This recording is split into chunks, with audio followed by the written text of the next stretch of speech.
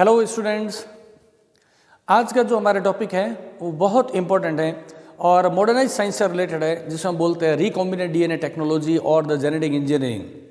The recombinant DNA technology and the genetic engineering and what is the mean and what is the application of this technology. हम एक बार इसको थोड़ा सा समझना चाह रहे हैं। पुराने टाइम में क्या होता था कि जब कभी किसी एनिमल्स में या प्लांट्स में उसकी नस्ल को सुधारना होता है, यानी कि हाई क्वालिटी के कैरेक्टर्स को जनरेट करना होता था, तो हम दो डिफरेंट एनिमल्स के मध्य में आपस में क्या कराते थे, क्रॉसिंग करवाते थे। The crossing between the same species और टू डिफरेंट स्पीसीज एनिमल्स। उससे क्या होता था कि उन डिफरेंट जो एनिमल्स या जो प्लांट्स थे, जब उनमें आपस में क्रॉस ब्रीड कराते थे तो उनकी जो नई संतति आती है, नई ऑफस्प्रिंग होती है, उसमें क्या होता था, दोनों के ही जीन्स का नया कॉम्बिनेशन जनरेट हो जाता था। इस तरीके से हम क्या करते थे, नए एनिमल्स को, हाई क्वालिटी के ट्रेड्स को जनरेट करते थे। जैसे एग्जाम्पल की बात करें, हम मानते हैं कि दुनिया में सबसे अच्छी क्वालिटी की जो वूल होती है, जो ऊन होती है, वो होती है ऑस्ट्रेलिया की मेरिनो भेड़ की। अब हमारे पास में क्या ऑप्शन है, हमारे पास ये ऑप्शन है कि हम ऑस्ट्रेलिया से एक मेरिनो भेड़ को लेकर आएं और उसके बाद में यहाँ के मेल के साथ में उसका क्रॉसओवर कराएं, तो फिर उससे जो नई संतति उत्पन्न होगी, न्यू जनरेशन जनरेट होगी, वो क्या होगी, वूल प्रोडक्शन में अच्छी क्वालिटी की वूल का प्रोडक्शन करने लग जाएगी। अब इसमें एक छोटी सी प्रॉब्लम आती है, वो है क्लाइमेटिक प्रॉब्लम और एनवायरमेंटल प्रॉब्लम। क्योंकि ऑस्ट्रेलिया की जो भेड़ है वो हम जानते हैं कि ऑस्ट्रेलिया कहाँ है, अर्थ में साउथ पोल की तरफ है, जहाँ टेम्परेचर डाउन रहता है, जबकि इंडिया में, स्पेशली हम कहें राजस्थान में, तो गर्मी बहुत ज़्यादा होती है। अगर हम ऑस्ट्रेलिया से एक फीमेल मेरिनो भेड़ को लेकर के अगर हम यहाँ आ जाएंगे तो वो उस हाई टेम्परेचर के क्लाइमेट में सर्वाइव नहीं कर पाएगी, तो एक प्रॉब्लम हो गई। फिर हमें बार बार again and again wool production करना है, तो हम ऐसा तो हो नहीं सकता कि हम बार बार ऑस्ट्रेलिया से मेरिनो भेड़ को मंगाते रहें और वूल प्रोडक्शन करते रहें और नई संतति को, नई न्यू जनरेशन को डेवलप करते चलें। इस प्रॉब्लम के सॉल्यूशन के लिए फिर नेक्स्ट जो स्टेप आया था डेवलपमेंट इन द रिसर्च, वो ये था कि एक काम कीजिए, मेरिनो भेड़ को मत लाएं। मेरिनो भेड़ के जो एग्स होते हैं, यानी ओवम जो होते हैं, उनको हम वहाँ से रिकवर करके और उसके बाद में हम इंडिया में लेकर आ जाएं। अब भेड़ तो कैसी होती है, भेड़ तो है मैमल है, वो अंडे देती ही नहीं है, ओवीपेरस नहीं होता है, मैमल होने की वजह से वो विविपेरस है। वो एक अलग टॉपिक आएगा कि हम कैसे सुपर ओव्यूलेशन करके उससे एग्स को रिकवर कर लेंगे, ओवम को रिकवर कर लेंगे, लिक्विड नाइट्रोजन के अंदर उसको क्रायो प्रिजर्व करके।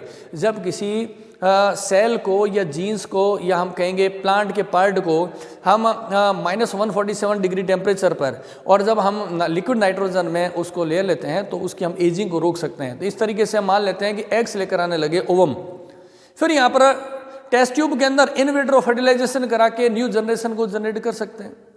अभी भी एक प्रॉब्लम आ रही है इस टेक्निक के अंदर। अब क्या प्रॉब्लम आ रही है, अब ये प्रॉब्लम आ रही है कि फिर हमें अगेन एंड अगेन ओवम लेने के लिए उस ऑस्ट्रेलिया कंट्री पर हमें डिपेंडेंट रहना पड़ेगा।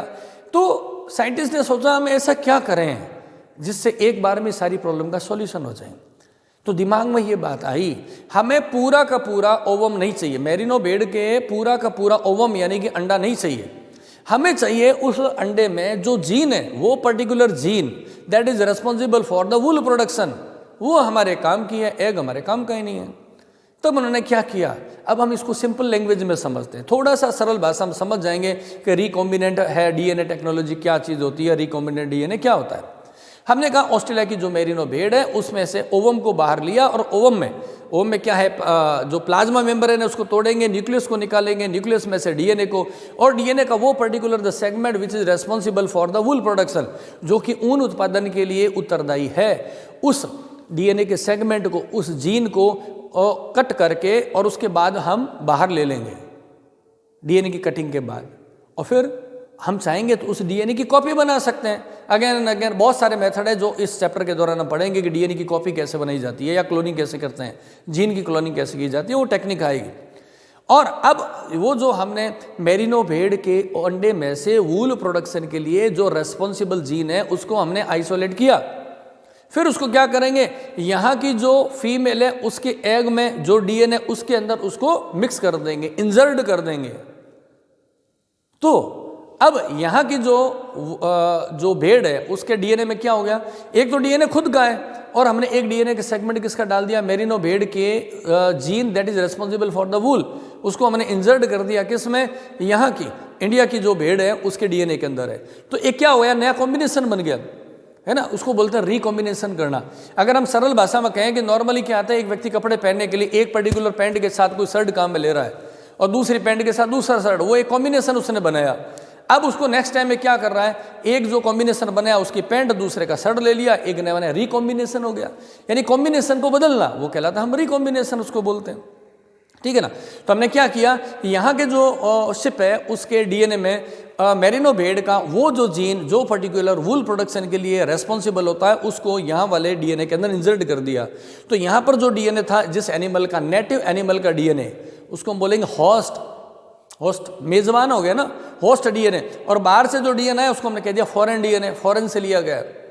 यहाँ फॉरेन का तात्पर्य विदेश से नहीं है, किसी भी अदर एनिमल से लिया, इसको लिए हम उसको फॉरेन डीएनए बोलेंगे। फिर उसको मिक्स कर देंगे तो एक नया डीएनए बन जाएगा, उसको बोलेंगे हम रिकॉम्बिनेंट डीएनए। तो कहते हैं रिकॉम्बिनेंट डीएनए टेक्नोलॉजी का लाभ क्या है, what is the application of recombinant DNA technology, it is just to increase the positive traits और the useful characters in a animal, ठीक है ना। तो ये काम किया जा सकता है। The specially the specific kind of और the desired gene is inserted into the host cell to develop a trait of high offspring of the high trait. तो इस तरीके से काम किया जाता है। अभी इसको थोड़ा समझ लेते हैं रिकॉम्बिनेशन डीएनए टेक्नोलॉजी। मैं टाइटल यहाँ पर लिख देता हूँ, recombinant DNA technology.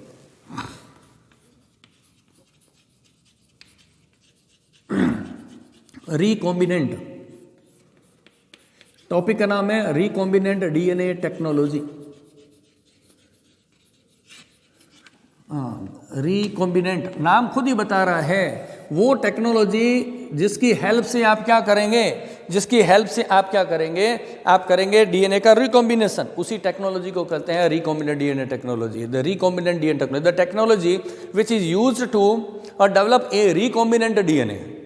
And what is the recombinant DNA, whenever we mix a foreign DNA into the host DNA, जब किसी डीएनए में किसी बाहरी डीएनए के सेगमेंट को उसमें मिक्स कर देंगे, उसके कॉम्बिनेशन को बदल देंगे, तो उसको बोलेंगे recombinant DNA.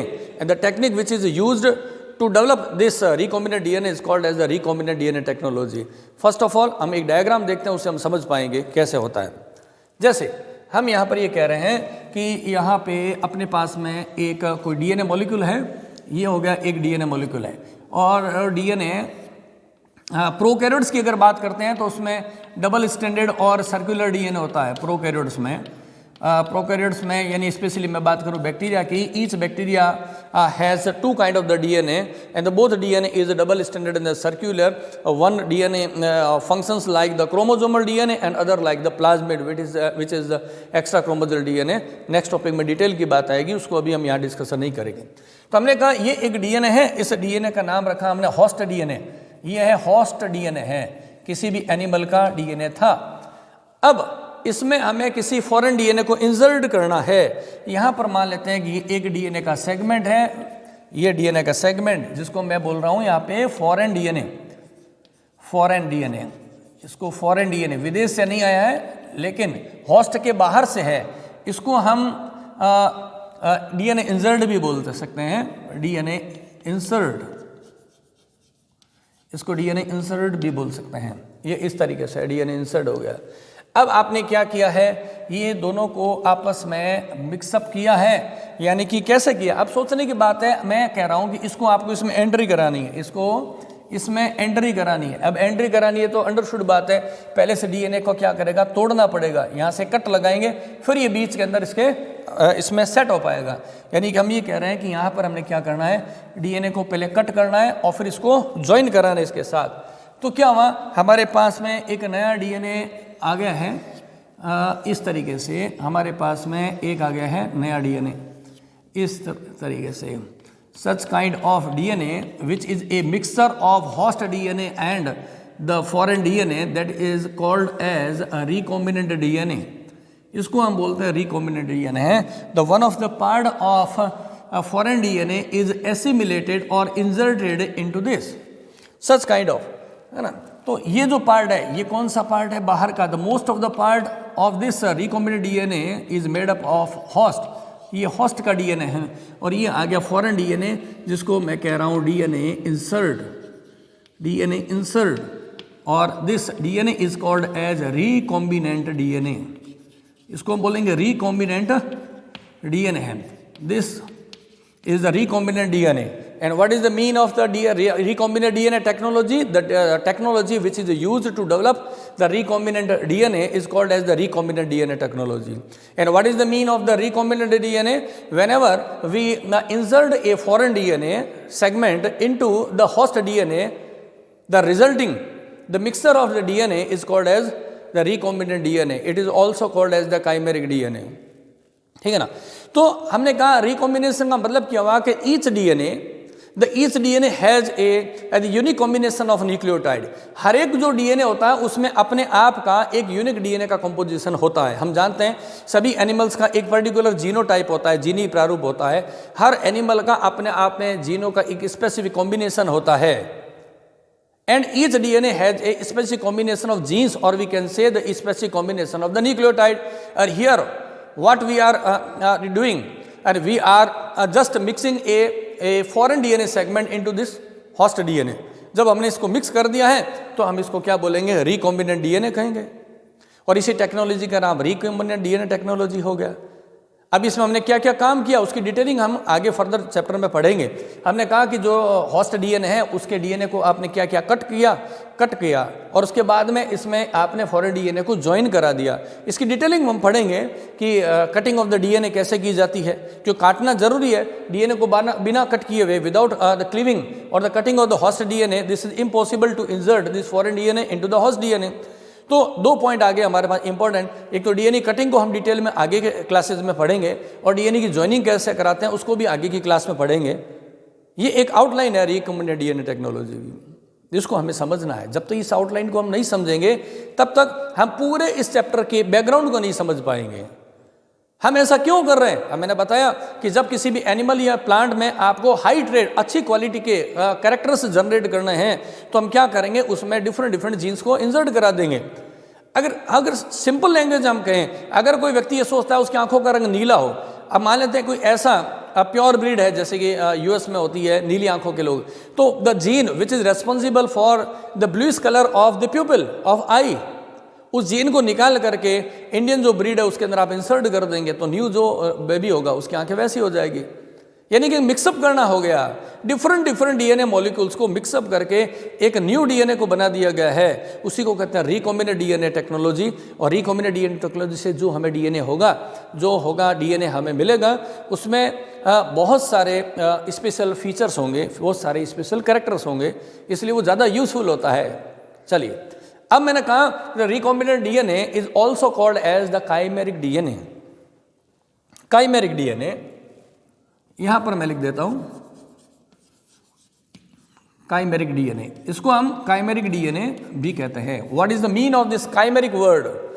Actually, the chimera is a Greek mythological creature. Mythological creature means, जैसे हम इंडिया में कहते थे कि कामधेनु नाम की गाय हुआ करती थी। पुराने कई घरों में हमने ऐसे फोटो देखे हुए, गाय है जिसका सिर है वो लड़की का बना हुआ होता है। तो इस तरीके से एक हाइपोथेटिकल परिकल्पना के रूप में एक एनिमल था जिसको हम कामधेनु कहते थे। तो ग्रीक देश के अंदर भी क्या एक काल्पनिक हाइपोथेटिकल धार्मिक कहते हैं, एक ऐसा संरचना थी, क्रिएचर था, द माइथोलॉजिकल क्रिएचर था। वो बड़ा एक कॉम्बिनेशन ऑफ था। उसमें कॉम्बिनेशन क्या था कि उसकी बॉडी तो थी किसी लॉयन की तरह। अब आप सोचिए, वो एक ऐसा काल्पनिक एक एनिमल था जिसका शरीर तो बना हुआ है लॉयन का, ठीक है, और उसके बैक के ऊपर एक निकली हुई है गॉट का हेड निकला हुआ है। उसकी जो पूंछ है वह उसका एंड पॉइंट टेल का, यानी कि लॉयन की बॉडी की जो टेल है वो कैसे बनी है, स्नैक की तरह बनी हुई है। यानी कि वो एक ऐसा क्रिएचर है जो जिसमें डिफरेंट एनिमल्स के पार्ट्स जुड़े हुए हैं। The most of the body belongs to the lion and the secondary structures are the tail like the snakes हो गया, और बैक पर क्या निकलता है, गॉट का एक हेड निकला रहता है, जिसका अभी आप यहाँ पर डायग्राम है इसमें देख पाएंगे कि किस तरीके से इसके क्रिएचर होता है। उसको हम यहाँ एक पिक्चर को अभी ऐड कर देंगे यहाँ पे। तो जैसे वो एनिमल था the mixture of different animals है, इसी तरीके से this recombinant DNA is also a mixture of a different segment of the DNA. just like the chimera. That's why recombinant DNA is also called as the chimeric DNA.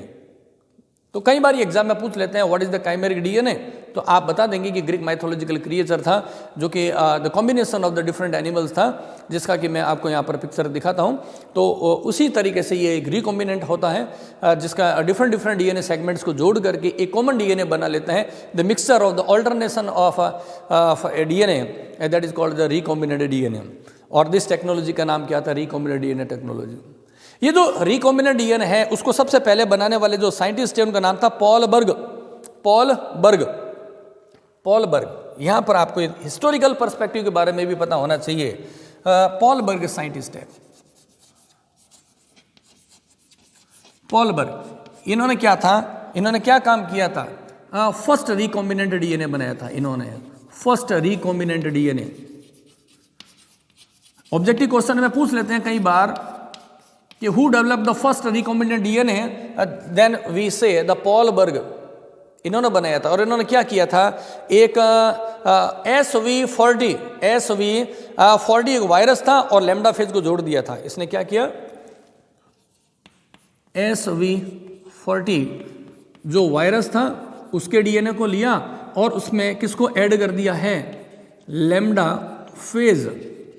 जो lambda phage है, lambda phase एक bacteria phase है, तो lambda phase के DNA, इन दोनों के DNA को आपस में मिक्स करके एक रिकॉम्बिनेंट डीएनए बनाया था। तो it is asked, usually asked in the examination, the multiple choice question, तो who developed, who made the first recombinant DNA, then we say the Paul Berg is the first scientist. और कह दे कि किस किस के डीएनए को इन्होंने mix up किया था, किससे बनाया था, तो आप कहेंगे the Paul Berg the use the DNA of SV40 virus and the lambda phage है, इन दोनों को मिक्सअप करके बना दिया था। इसके बाद में इस टेक्नोलॉजी का और डेवलपमेंट होता रहा और उसके बाद में साइंटिस्ट का नाम आ गया था Stanley Cohen and Herbert Boyer. Stanley Cohen, यहां पर देखेंगे Stanley Cohen and Herbert Boyer.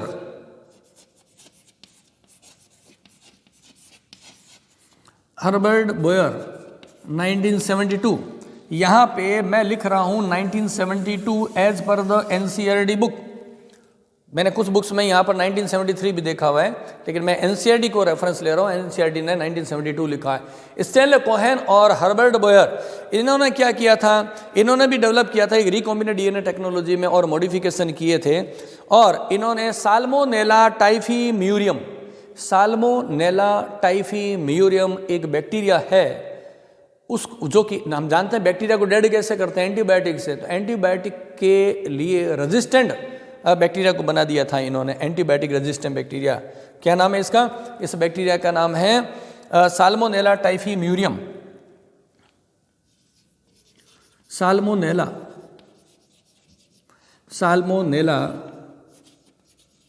टाइफीम्यूरियम क्या है? Salmonella typhimurium is a bacteria. And what did this scientist do? तो इन्होंने क्या किया कि इसमें ये जो साल्मोनेला टाइफीम्यूरियम बैक्टीरिया है, इस साल्मोनेला टाइफीम्यूरियम बैक्टीरिया में जो प्लाज्मिड है, इसकी डिटेल तो हम आगे पढ़ेंगे प्लाज्मिड के बारे में भी।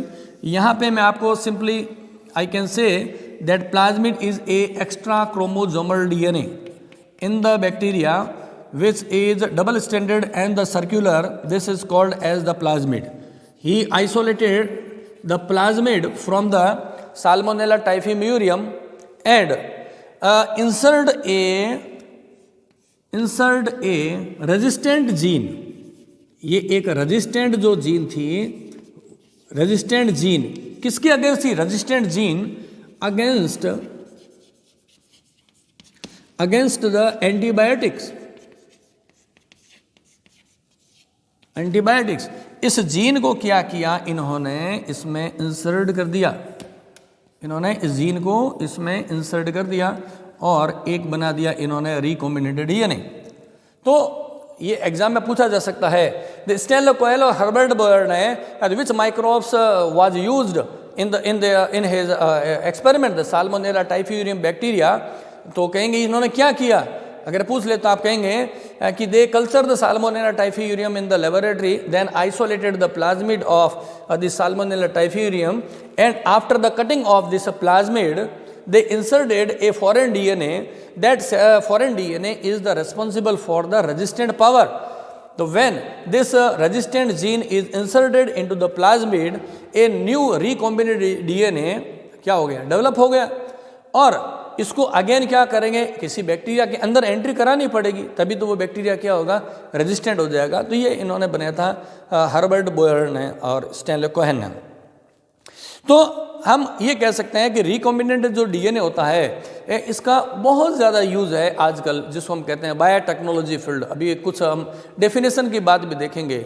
बायोटेक्नोलॉजी आजकल नया एक ग्रोइंग है सब्जेक्ट है, क्योंकि हमें बहुत सारे ऐसे एक्सपेरिमेंट्स करने पड़ते हैं एनिमल्स के ऊपर। तो आजकल कुछ इथिकल इश्यूज हैं, हम डायरेक्ट एनिमल पे एक्सपेरिमेंट न करके माइक्रो ऑर्गेनिज्म पर एक्सपेरिमेंट्स करते हैं, और उसके लिए बायोटेक्नोलॉजी की हेल्प से हम क्या करते हैं, नए नए बैक्टीरियल स्ट्रेन्स को जनरेट कर सकते हैं, और डिफरेंट एनिमल्स को जनरेट किया जा सकता है बायोटेक्नोलॉजी से, उनकी क्वालिटी को इम्प्रूव किया जा सकता है।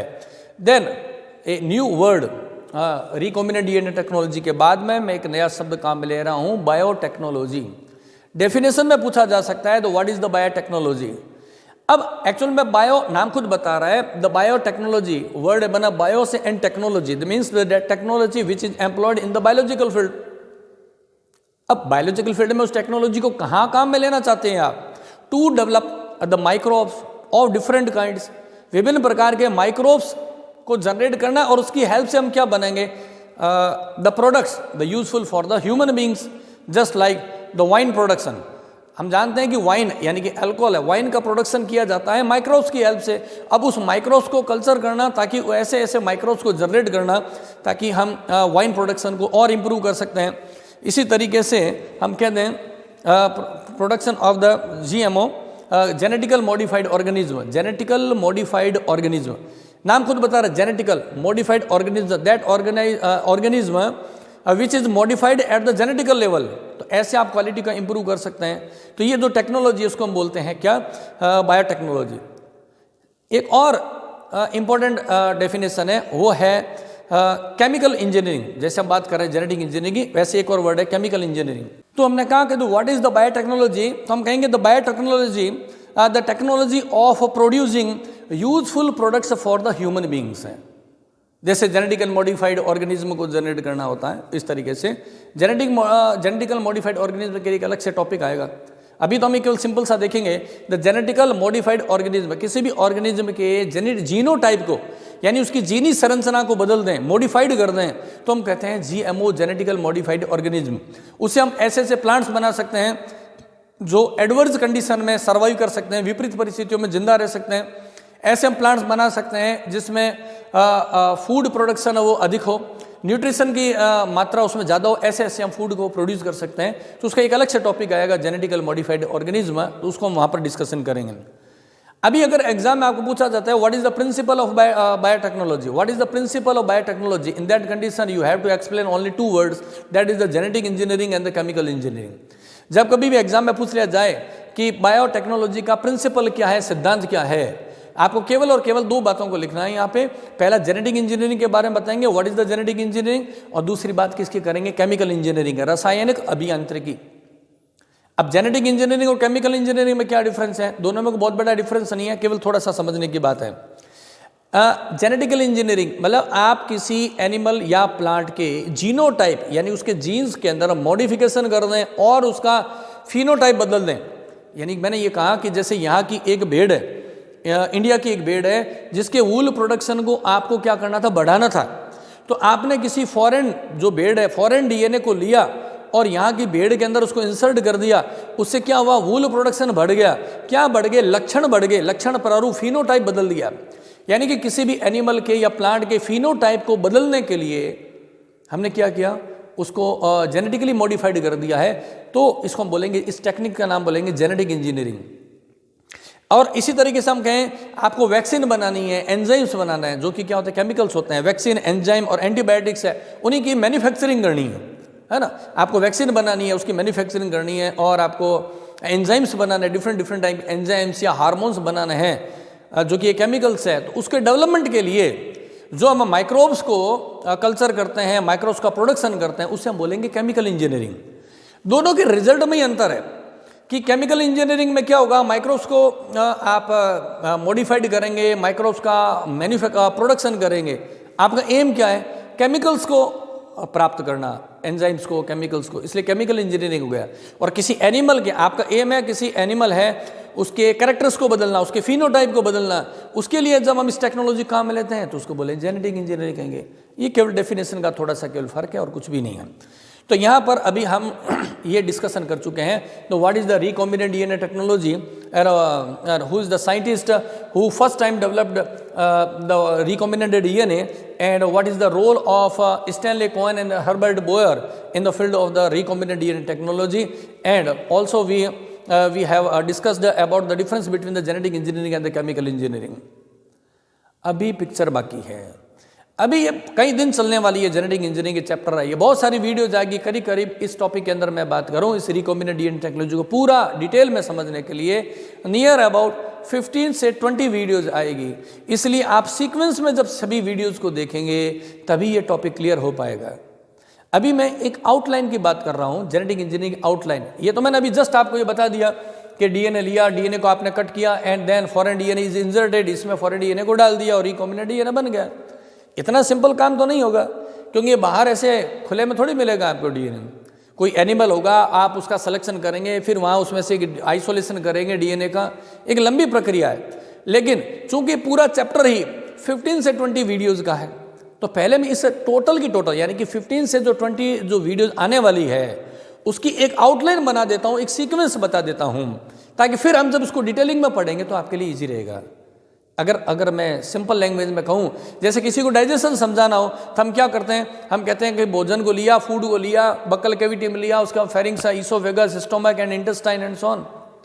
एक रूट को हमने समझ लिया, फिर डिटेलिंग की बात करते हैं, माउथ में डाइजेशन कैसा होगा, स्टोमक में कैसा होगा, इंटेस्टाइन में क्या फंक्शन हो। इसी तरीके से इस पूरे चैप्टर की रिकॉम्बिनेंट डीएनए टेक्नोलॉजी की जो आगे आने वाली है 15 से लेकर 20 तक वीडियोज आने वाली है, उनकी पूरी की एक आउटलाइन देखते हैं, outline of the genetic engineering of the recombinant DNA technology. उसके बाद हम पॉइंट टू पॉइंट शुरू करते रहेंगे, आपको समझ में आ जाएगा। तो सबसे पहले आप इसके आउटलाइन को समझेंगे। यहाँ पर क्या हुआ, आज वीडियो बनाते समय शायद कैमरा ऑन नहीं रह पाया, तब तक मैंने आपको यहाँ पर एक्सप्लेन कर दिया, और बाद में देखा तो वीडियो पूरी तैयार नहीं हुई है, तो अगेन मुझे दोबारा रिकॉर्डिंग करना पड़ रहा है। इसलिए ऑलरेडी बोर्ड के ऊपर पहले से काम किया हुआ है, तो डायरेक्टली हम इसी डायग्राम से ही समझते चलेंगे। तो हमने कहा कि जब रिकॉम्बिनेंट डीएनए टेक्नोलॉजी की बात करते हैं, तो पूरी रिकॉम्बिनेंट डीएनए टेक्नोलॉजी है, उसमें नए डीएनए को बनाने के लिए हम किन किन स्टेप्स को फॉलोअप करेंगे, है ना। यानी कहने की बात है, ये पूरा जो चैप्टर है रिकॉम्बिनेंट डीएनए टेक्नोलॉजी का, इस पूरे चैप्टर में जो डिफरेंट वीडियोज आएगी, नियर अबाउट 15 से 20 वीडियोज आएगी, वो जो सारी की सारी वीडियोज है पूरी एक सीक्वेंस के अंदर आपको पहले एक आउटलाइन को समझना है। जैसे कि मैं ये कहूँ कि अगर हम किसी को डाइजेस्टिव सिस्टम को समझाना चाह रहे हैं, तो हम कहते हैं कि कहाँ पर फूड गया, माउथ के अंदर, फिर oesophagus, stomach and intestine and so on. तो इसी तरीके से पूरा जो प्रोसीजर है उसकी पहले हम यहाँ पर आउटलाइन को समझेंगे, फिर जो नेक्स्ट वीडियो जाएगी उसके अंदर हम क्या करेंगे, उसकी डिटेलिंग के अंदर जाएंगे। चलिए, तो यहाँ पर हम देखते हैं, इसको हम एक एग्जांपल ले रहे हैं, जीन क्लोनिंग के एग्जांपल से इसको समझ लेते हैं कि रिकॉम्बिनेंट डीएनए टेक्नोलॉजी में क्या होने वाला है। तो जीन क्लोनिंग में या रिकॉम्बिनेंट डीएनए टेक्नोलॉजी में द फर्स्ट स्टेप है वो है the selection of desired gene. Selection किसका सिलेक्शन कर रहे हैं? डिजायर्ड जीन, वांछित जीन। कौन से जीन? जैसे हमने कहा कि भेड़ की बात कर रहे हैं तो हम कहते हैं वूल प्रोडक्शन, ऊन उत्पादन वाली जो जीन होगी उसको हम कहेंगे डिजायर्ड जीन। गाय की, काऊ की बात करेंगे तो हम कहेंगे मिल्क प्रोडक्शन करने वाली जीन है वो काम किए। अगर ग्रेप्स यानी अंगूर की बात करेंगे तो अंगूर का साइज बड़ा हो जाए, ग्रेप्स का साइज बड़ा हो जाए, वो वाली जीन होगी। यानी डिफरेंट एनिमल्स और डिफरेंट प्लांट्स में डिफरेंट टाइप की डिजायर्ड जीन होती है, उसका हमें सिलेक्शन करना है। जैसे सिलेक्शन हो गया, अब हमारे पास में क्या काम आएगा?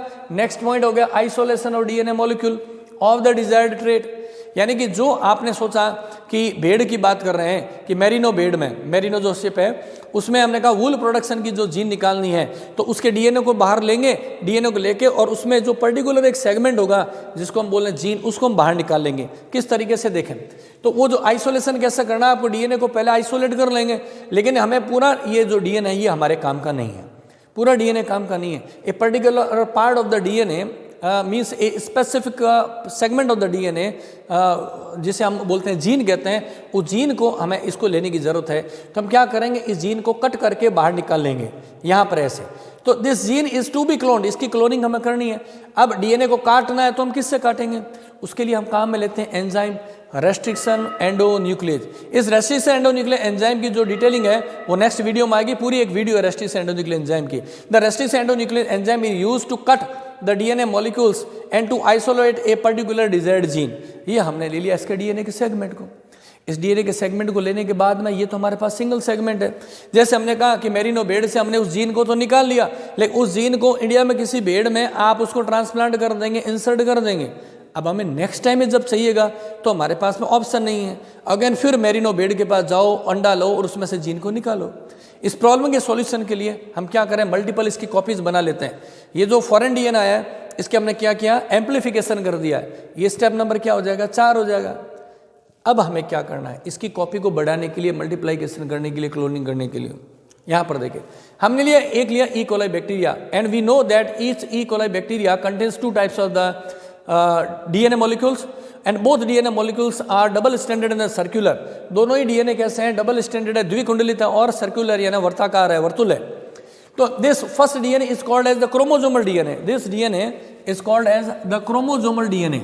chromosomal DNA chromosomal DNA means this DNA behaves like the chromosome। We all know that the bacteria are the prokaryotic यानी प्रोकैरियोट्स होते हैं बैक्टीरिया, तो उसमें क्रोमोजोम्स नहीं होते हैं, न्यूक्लियर मेम्ब्रेन भी नहीं होते हैं। तो उसमें the chromosome which is double standard and circular and behave like the chromosome, functions like the chromosome, that is called as the chromosomal DNA। and this chromosomal DNA is very essential for the activity of this E. coli bacteria। and if we remove this अगर हम इसको बाहर निकाल दें इससे E. coli से, तो उसकी एक्टिविटीज रुक जाती है। The other DNA molecule is called as the plasmid, or we can say the extra chromosomal DNA। What is the mean of the extra? Extra जो चीज़ होती है उसको अगर बाहर निकाल दें तो कोई फर्क नहीं पड़ता है। जैसे आप एग्जाम देने जा रहे हैं, एक पेन है आपके पास में, अगर वो खो गया तो आपकी प्रॉब्लम आ जाएगी। आपके पास 2 पेन है, एक से लिख रहे हैं, एक एक्स्ट्रा, वो कहीं मिसप्लेस भी हो गया तो प्रॉब्लम नहीं है। तो इस प्लाज्मिड में, इस बैक्टीरिया में ये वाला जो डीएनए डबल स्टैंडर्ड सर्कुलर है, इसको हम बोलते हैं एक्स्ट्रा क्रोमोसोमल डीएनए और प्लाज्मिड कहते हैं। ये हमारे लिए बहुत काम का है। हम इस डीएनए को क्या करेंगे, बाहर निकालेंगे। ई कोलाई से हमने निकाल लिया, ये हो गया प्लाज्मिड का आइसोलेशन, ये हो गया 3rd नंबर पॉइंट है। अब इस डीएनए को हम क्लेव करेंगे, कट करेंगे, है ना। इसी में तो हमें फॉरेन डीएनए को डालना है। इसमें फॉरेन डीएनए एंट्री तब करेगा जब पहले इसको कट करेंगे किससे, with the help of restriction endonuclease enzyme. Restriction endonuclease enzyme is called as, commonly called as molecular scissors. Molecular scissors, scissor मतलब कैंची, मॉलिक्यूलर बायोमॉलिक्यूल को काटने वाली कैंची है तो मॉलिक्यूलर सीजर्स है।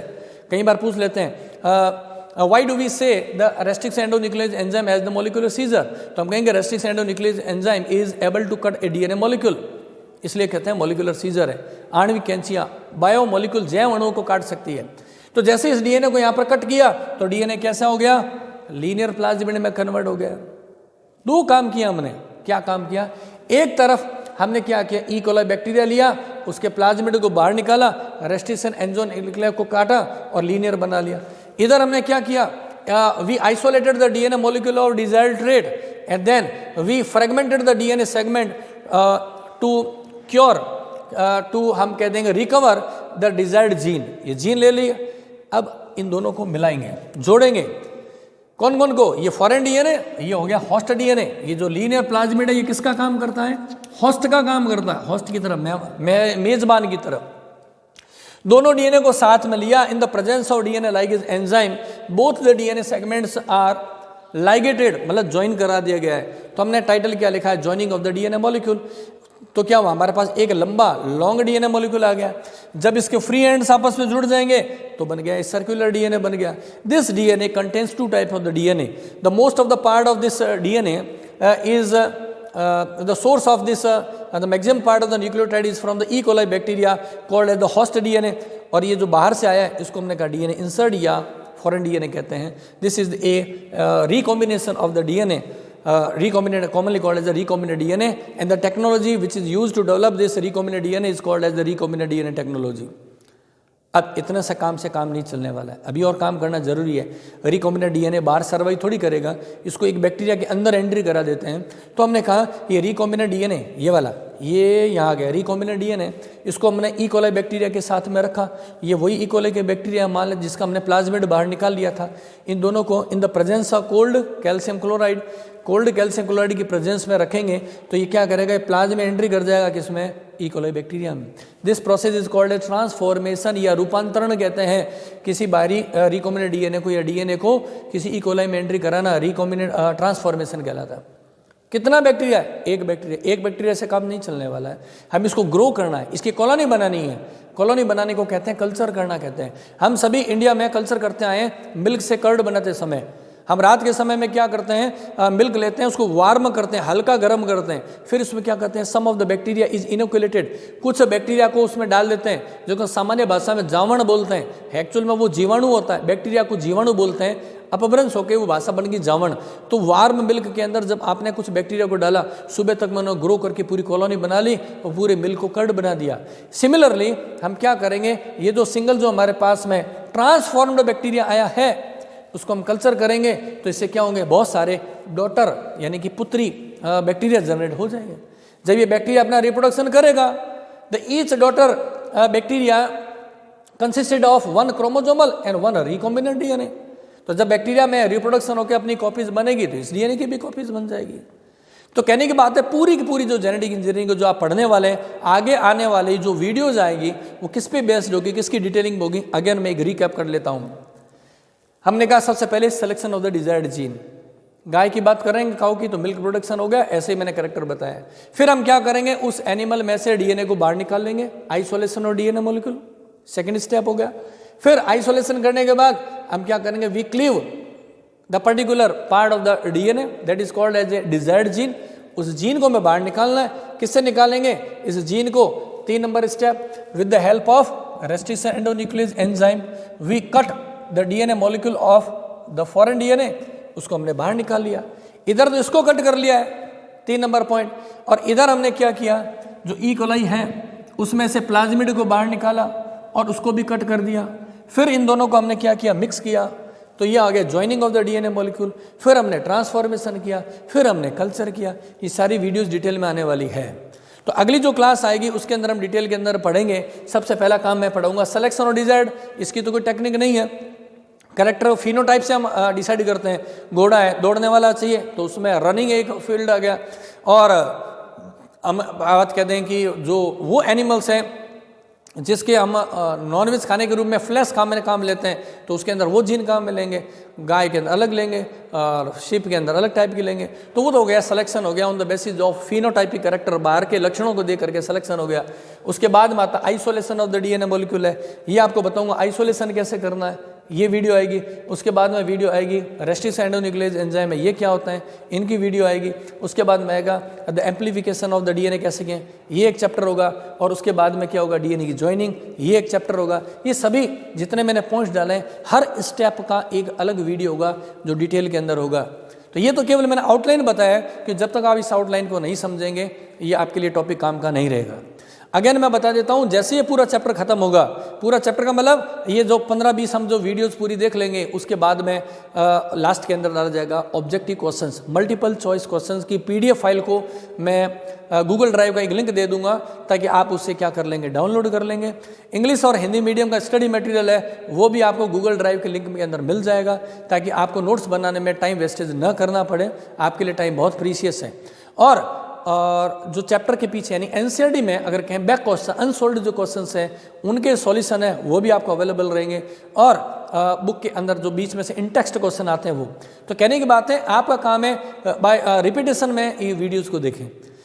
आपको चेक करना है आपको टॉपिक कितना समझ में आए। आप जब मल्टीपल चॉइस क्वेश्चन करेंगे, अगर आपसे सारे क्वेश्चन हो जाते हैं इसका मतलब आप प्रॉपरली टॉपिक को समझ पाएँ। अगर कोई पर्टिकुलर टॉपिक नहीं आता है, जैसे रेस्टिशन एंडोन्यूक्लियस एंजाइम है, इसका कोई क्वेश्चन था आपसे सॉल्व नहीं हुआ, आपको कुछ नहीं करना। अगेन रेस्ट्रिक्शन एंडोन्यूक्लियस की जो वीडियो उसको आपको देखना है। अगर कोई क्वेश्चन ऐसा है डीएनए की ज्वाइनिंग से रिलेटेड आपसे नहीं हो रहा है तो वो वीडियो देखेंगे जिसमें ज्वाइनिंग और डीएनए मॉलिक्यूल दे रखा है ना। तो जितना आप इनको प्रॉपरली देखेंगे उतना ज़्यादा क्लियर होगा। जैसे ये प्लाज्मिड है, इसको हम बोलते हैं वेक्टर बोलते हैं, इसकी एक अलग से वीडियो आएगी, how many types of the vector, what is the characters of the vector है। तो कहने की बात है कि ये क्या है, पूरे रिकॉम्बिनेंट डीएनए टेक्नोलॉजी की एक आउटलाइन है, एक फ्रेमवर्क है। तो आप इसको आराम से समझ लेंगे, इसका स्क्रीनशॉट लेकर के साइड में रख लेंगे और आप समझ जाएंगे आगे कौन सी वीडियो जाने वाली है और कौन सा टॉपिक होने वाला है। ये आपके पास से एक दिमाग में रिकॉम्बिनेंट डीएनए टेक्नोलॉजी का एक फ्रेमवर्क का होना जरूरी है। ये फ्रेमवर्क जैसे पूरा हो जाएगा तो आपको फिर समझ में आने लगेगी कि इसका काम क्या है, क्या इसका एप्लीकेशन है ना। तो आगे की नेक्स्ट वीडियो को जब हम पढ़ेंगे तो यहाँ से हम शुरू करेंगे आइसोलेशन ऑफ डीएनए मॉलिक्यूल, जिसका इस वीडियो के साथ में हम लिंक दे देंगे साथ में ना।